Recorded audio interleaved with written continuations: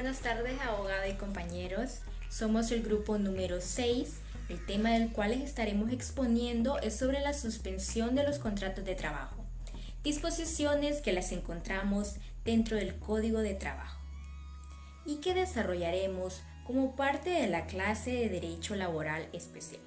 Nuestro grupo está integrado por Kerly Abigail Calona, Suyapa Giselle Verdugo, Héctor Enrique Barrillas, Norma Nicole Díaz, Sergio David Vega, Franklin Jesús Pacheco y su servidora Evelyn Jacqueline Rivas. Empezaré hablando sobre el concepto de la suspensión del contrato de trabajo. No antes, cabe mencionar que no resulta novedoso, pero sí práctico, recordar que el contrato de trabajo, como los seres vivos, tienen un ciclo vital y certero. ¿Qué quiero decir con esto? Que uno y otros nacen, se desarrollan, afrontan vicisitudes y finalmente mueren. Con la suspensión del contrato de trabajo, tenemos que entender que es un cese temporal. Esa es la palabra clave, es temporal. En este se pone temporalmente la obligación del trabajador al prestar el servicio y la del empleador de pagar la remuneración respectiva, sin que desaparezca el vínculo laboral. Es decir, esta suspensión se va a dar por un tiempo determinado por algunas causas que mencionaré más adelante, pero esto no hace que termine el contrato de trabajo, sino que existe un cese temporal. En nuestra normativa se establece que hay dos formas de suspensión del contrato. Uno de ellos es la suspensión total. Esta implica que afecta a todos los contratos vigentes en una empresa. La otra forma es la suspensión parcial. Esta suspensión puede afectar parte de los contratos vigentes de una empresa. Esta suspensión, por cualquiera de las dos formas mencionadas anteriormente, no implican su terminación ni extingue los derechos y obligaciones que emanen de los mismos, como está explicando, en cuanto al reintegro al trabajo y continuidad del contrato. Después de mencionar de qué se trata la suspensión del contrato de trabajo y cuáles son las formas de suspensión de contrato de trabajo, es necesario hablar también sobre las causas por las que se puede dar la suspensión de los contratos de trabajo.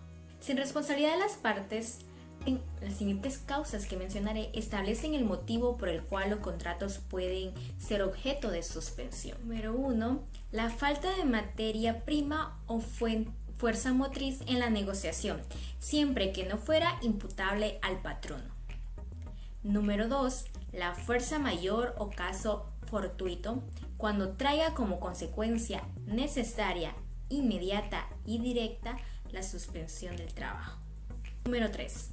El exceso de producción atendiendo a sus posibilidades económicas y a las circunstancias del mercado en una empresa determinada. Número 4. La imposibilidad de explotar la empresa con un mínimo razonable de utilidad. Número 5. La falta de fondos y la imposibilidad de obtenerlos para la prosecución normal de los trabajos. Se comprueba plenamente por el patrón. Número 6. La muerte o incapacidad del patrono siempre que traiga como consecuencia necesaria, inmediata y directa la interrupción del trabajo. Número 7. Las enfermedades que imposibiliten al trabajador para desempeñar sus labores. Número 8. El descanso pre- y postnatal, licencia de descanso y vacaciones. Número 9. La detención o la prisión del trabajador decretada por autoridad competente. Número 10. La detención o la prisión preventiva del patrono decretada por autoridad competente cuando se interrumpa necesaria e inevitablemente el desarrollo normal de los trabajos. Número 11. El ser llamado el trabajador a prestar servicio militar. Número 12. El ejercicio de un cargo sindical que impida al trabajador dedicarse al normal desempeño de sus labores. Número 13. Tenemos la huelga legal. En el inciso 14, el paro legal. Y en el inciso número 15, nos habla de cualquier otra causa justificada no prevista en los ordinales anteriores, a juicio de la Secretaría de Estado y Seguridad Social. Esta ha sido toda mi participación. Lo dejo con mi compañera Kerly, que les seguirá hablando sobre las siguientes disposiciones del Código de Trabajo, referente a la suspensión de los contratos de trabajo.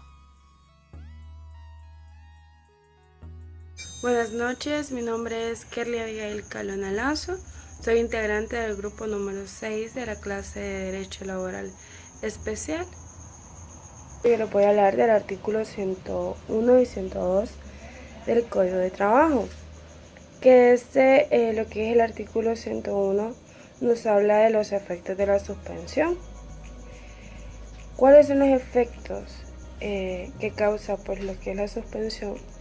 Y comienza específicamente desde que el patrono da aviso 30 días antes de que se inicie con lo que es la suspensión, desde el día en que surge la causa que le da origen a lo que es la suspensión. Y también debe ser presentada lo que son 3 días posteriores ante lo que ya mencioné, ¿verdad?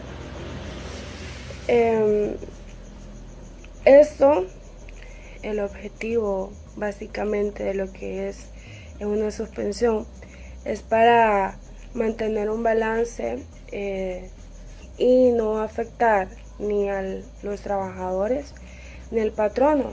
A los trabajadores respetándoles sus derechos que están vigentes en lo que es en el código y leyes agregadas, y al patrono pues obviamente que no tenga lo que son pérdidas exorbitantes en sus ganancias. En el artículo 102 de lo que es el Código de Trabajo vamos a hablar sobre el aviso de la suspensión, y va a proceder quien va a proceder sobre esto es el patrono, ¿sí?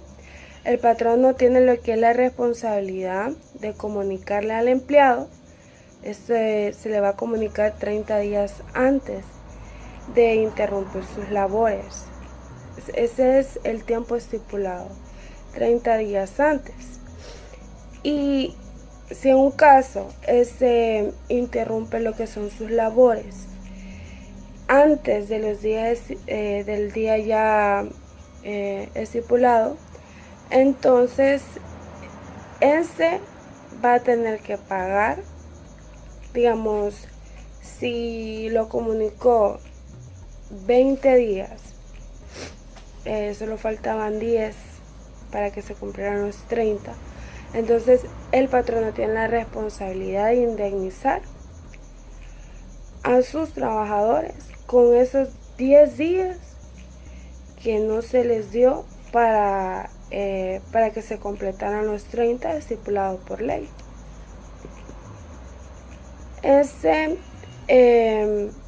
El aviso debe ser presentado por escrito, formalmente a los trabajadores, y tiene que tener una copia para el Ministerio de Trabajo o Previsión Social, que inmediatamente le dará un acuse de recibo y que hará constar dicha acción. O sea, tiene que ser respaldado por lo que es la Secretaría de Trabajo. La Secretaría de Trabajo debe autorizar, debe ser en tiempo y forma, para que la Secretaría de Trabajo autorice lo que es la suspensión y sea legal. En situaciones de emergencias, el Poder Ejecutivo, ahí sí, ¿verdad? Si es una emergencia, no se daría en el tiempo estipulado de 30 días lo que es la declaración de la suspensión, pero aquí entonces ya entra lo que es el Poder Ejecutivo, una emergencia como ya por ejemplo como lo que se dio el año pasado con los fenómenos naturales, con lo que tuvimos de los huracanes Eta y Iota, que la mayoría de la población pues no pudo ir a sus labores en esos tiempos. Muchas maquilas, empresas suspendieron los contratos y fue algo de imprevisto, no hubo un tiempo de 30 días, obviamente por la situación. Entonces aquí es donde entra el Poder Ejecutivo y dicta las medidas que se van a tomar de acuerdo a la situación. Esta sería lo que es mi exposición.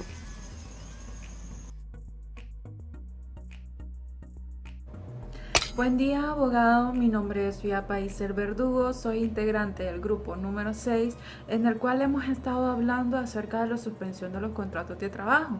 Específicamente, yo hablaré del artículo 103, que habla de la notificación que hace la Secretaría del Trabajo y la publicación en la reanudación de los contratos de trabajo.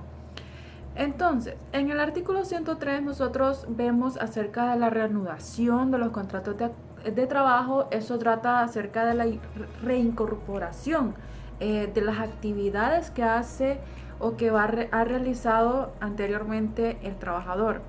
Entonces, en esto se requiere de un procedimiento que nos menciona y nos guía el artículo 103, que nos dice que debe notificarse a la Secretaría de Trabajo y Seguridad Social de parte del patrono, o sea que el patrono debe notificarlo a la Secretaría de Trabajo. También lo puede hacer los representantes o causavientes por solo el efecto de dar por terminado, pues sin responsabilidad de las partes.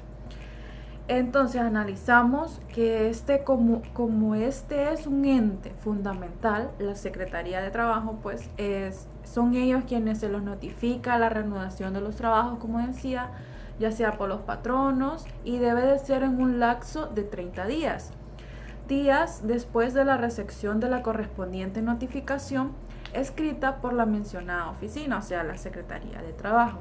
Entonces, la Secretaría notifica al sindicato o trabajadores pertinentes que han reanudado el trabajo. Para facilitar esta notificación, el empleador, su agente o su asesor en el título deben de proporcionar toda la información pertinente necesaria. Es decir, que la Secretaría de Trabajo le pide al patrono o a los representantes todos los datos y la asignación de las actividades que él realizaba en el trabajo. Entonces se le dan estos datos y la Secretaría de Trabajo lo incorpora en su base de datos. Luego, al incorporar sus datos, tener todos sus datos, si por cualquier motivo la Secretaría no logra localizar en el término de 3 días, es decir que la Secretaría notifica también al trabajador que se reincorpore otra vez a sus labores. Entonces se tiene que localizar en 3 días a partir de la fecha en que recibió los datos, a que alude el inciso que estábamos hablando. A uno o más trabajadores también mandará a publicar inmediatamente la reanudación de los trabajos. Entonces, la Secretaría utiliza todos los medios a su alcance para informar a los trabajadores interesados sobre la reanudación. Si por cualquier motivo no se logra ubicar dentro de 3 días todos los datos y para que el trabajador se incorpore a sus labores, entonces la Secretaría tiene que tomar la opción, la iniciativa de base de ley, que debe de publicarlo aproximadamente 3 veces en el Diario Oficial La Gaceta. Esto amplía la difusión, ¿verdad? Los 3 días para los dichos trabajadores que comiencen a contar desde la fecha de la primera publicación. Entonces, tenemos en conclusión que la reanudación se le debe notificar a la Secretaría de Trabajo en un lapso de los 30 días y luego la Secretaría de Trabajo debe de hacer la publicación y avisarle al trabajador para que se reincorpore nuevamente a sus labores. Esta ha sido mi presentación. Éxitos, y dejo a mis compañeros para que sigan con la exposición acerca de la suspensión de los contratos de trabajo. Buen día.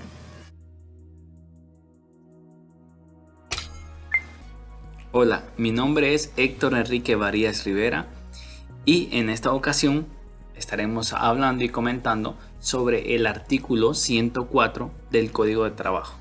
Sin más preámbulos, vamos a empezar. La suspensión del contrato de trabajo pues exonera de las obligaciones recíprocas de trabajar y de remunerar el trabajo. Es decir, que deja en suspenso la exigencia de los deberes principales de la relación de trabajo, sea prestación de servicios o el pago de salario, con mantenimiento, claro, del vínculo de que existe entre ambas partes. El efecto principal de la suspensión, el derecho a la reserva del puesto de trabajo, conforme al cual el trabajador, al cesar la causa de la suspensión, tiene derecho a la reincorporación al puesto de trabajo, pues que ya está reservado.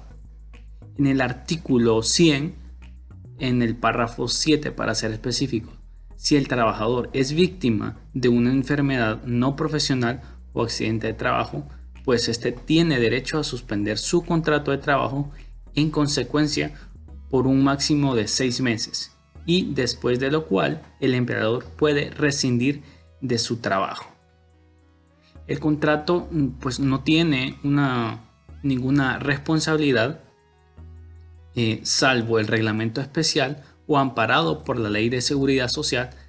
La única obligación del empleador es expedir un permiso al trabajador hasta su total restitución, siempre que esto ocurra dentro del plazo prescrito y de acuerdo a los siguientes pasos o reglas que vamos a mencionar pues a continuación. Como primer paso, tenemos que después de trabajar continuamente durante no menos de 3 meses y no más de 6 meses, se le pagará un mes de medio salario al trabajador. Y como segundo punto, tenemos que si ha estado empleado ininterrumpidamente durante más de 6 meses, pero menos de 9 meses, se le pagará un mes de medio salario. Y como tercer punto tenemos si ha estado empleado de manera ininterrumpida durante más de 9 meses, recibirá medio salario durante 3 meses. Y como cuarto punto y último, tenemos que si ha estado empleado de manera ininterrumpida durante más de 5 años, recibirá pues un salario de 30 días por cada año de servicio. Se asume que en estos casos se aplicará lo dispuesto del artículo 123 del Código Laboral y que el empleador puede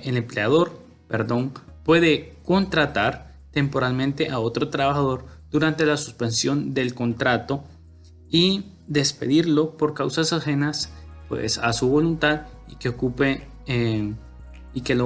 cuando el ocupante regrese. Retomando el tema de las licencias que se le otorgan al trabajador en el caso de accidente, ya que en este punto es muy importante mencionar que los trabajadores tienen derecho a tomar la licencia, una licencia que paga, ¿sí?, por enfermedad en el caso de la discapacidad temporal. Que es la licencia pues cuando es por accidente o de discapacidad temporal, es causada por un accidente, vale recalcar, del trabajo. Los pagos de las licencias se brindan a razón de 2 días de licencia por pagos de mes al empleado durante los primeros 12 meses del empleado y a razón de 4 días de licencia que sean por pagos de mes a partir de ahí hasta un máximo de 120 días de licencias pagos. La licencia pues puede extenderse hasta un año y el trabajador debe estar en condiciones de trabajar al final de un año. Si un trabajador no está asegurado pues, y es víctima de accidente de trabajo o enfermedad, tiene derecho a la suspensión del contrato de trabajo correspondiente hasta 6 meses, después de lo cual el empleador puede rescindir de su contrato. También un empleador es importante mencionar que debe presentar pues, un certificado médico dictado por un médico matriculado, sea especialista en medicina china o matriculado en dentista. De igual manera, el dentista debe ser matriculado para cualquier día de enfermedad por el que él o ella pida el permiso. Pues de lo contrario, si no se presentara el documento, el empleado no tiene derecho a ninguna licencia por enfermedad para ese día particular. Durante los primeros 3 días de enfermedad no profesional, un empleado se le paga el 100% de su salario por el empleador. A partir del 4.º día, vale recalcar que el 4.º día se le pagará pues el 50% que lo pagará el empleador y el otro 50% lo pagará pues la seguridad social. Una de las causas por las cuales puede suspender el contrato de trabajo es la incapacidad temporal de los trabajadores, tanto por enfermedad y por accidente, sean comunes o sean profesionales, siempre y cuando el trabajador reciba asistencia de la seguridad social y esté impedido para el trabajo, como también los periodos de observación por enfermedad profesional en los que se prescriba la baja en el trabajo durante los mismos. Las situaciones de enfermedad o accidente imposibilitan la prescripción de trabajo que producen la suspensión del contrato con el derecho o reserva del puesto y los demás efectos generales de la suspensión de las situaciones suspensivas. Además, es importante señalar los efectos específicos de las situaciones de incapacidad temporal. Y vamos a hablar sobre 3 puntos importantes. Como primero, tenemos que la situación de incapacidad temporal surge durante el periodo de prueba interrumpido al cómputo del mismo, siempre que produzca acuerdo entre las dos partes, entre ambas partes. Y como segundo punto, tenemos que durante su vigencia el trabajador continúa en alta en el sistema de seguridad social y subsiste la obligación de cotizar. Y como tercer punto, tenemos la interrupción de la obligación de pagar el salario que es suplida por la percepción de una prestación de la seguridad social. Muy bien, esta ha sido mi participación y espero que hayamos aprendido y muchas gracias por su atención.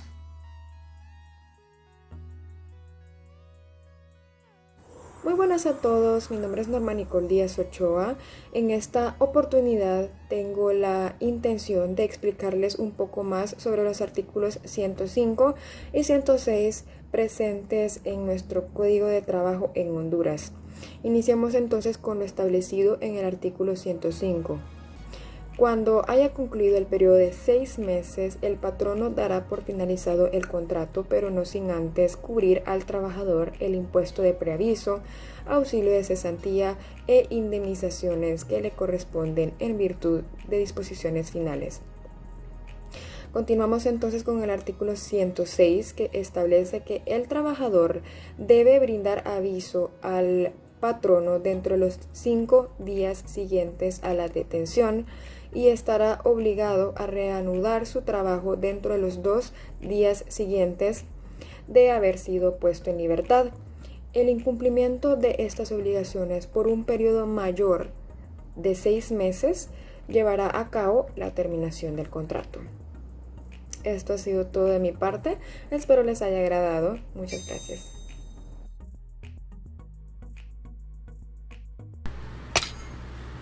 Hola a todos y a todas, mi nombre es Sergio Vega y en esta ocasión les voy a hablar sobre el servicio militar. Bueno, en este caso, el empleador está obligado a conservar el puesto del trabajador hasta por 30 días después de terminado el servicio. Dentro de ese término, el trabajador puede reincorporarse a sus tareas cuando lo considere conveniente y el empleador está obligado a admitirlo tan pronto como éste gestione su reincorporación. De conformidad con lo mencionado anteriormente, todo empleador que tenga a sus servicios trabajadores que vayan a prestar el servicio militar obligatorio tiene la obligación de conservar el puesto de su trabajo durante el puesto que dure la prestación del servicio militar y 30 días posteriores a la finalización del mismo. Asimismo, continuar efectuando el pago de salud y pensión, más no el pago de salario. Ahora vamos a hablar sobre contratación de interinos. Los empleadores podrán contratar empleadores interinos y estos adquirirán todos los derechos de los trabajadores permanentes, excepto la inamovilidad en el cargo. El retorno del trabajador sustituido implica la terminación del contrato del interino, sin responsabilidad para el patrono, salvo que éste hubiera sido incorporado como trabajador permanente. Muchas gracias.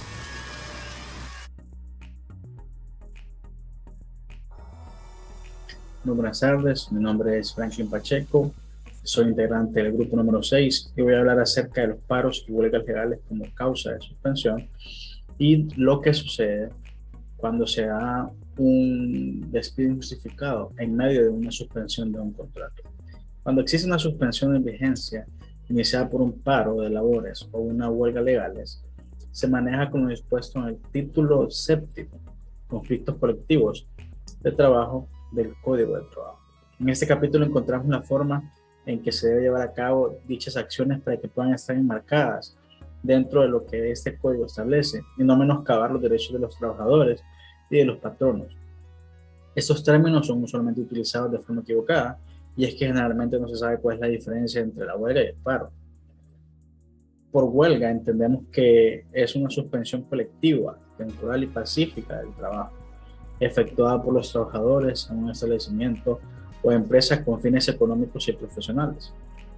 Como vemos, esta es una acción que se elabora por parte de los trabajadores, y para decretar una huelga se necesita que su objeto sea específicamente los consignados en el artículo 551 del Código de Trabajo, que se hayan agotado las instancias de conciliación y arbitraje y que lo promuevan 2/3 partes de los empleados como mínimo, y cumplir con los demás requisitos establecidos en el Código de Trabajo.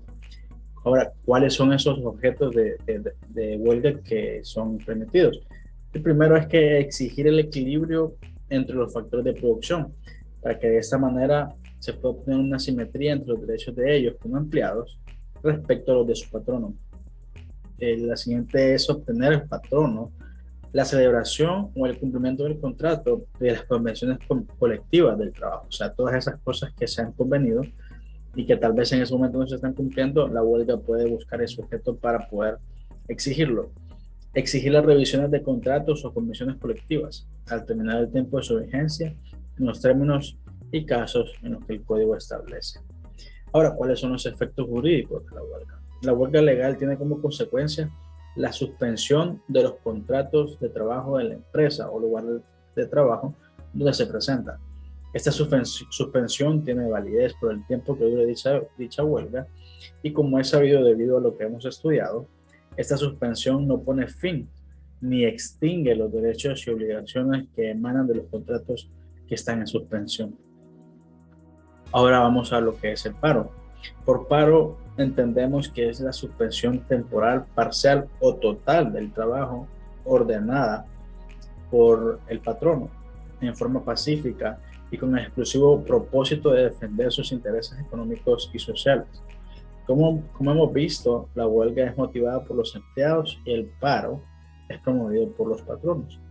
El paro legal se da solo cuando los patronos lo hacen siguiendo los pasos establecidos en los artículos 553, inciso B y 574, haciendo un aviso a sus trabajadores de por lo menos un mes antes de que empiece dicho paro.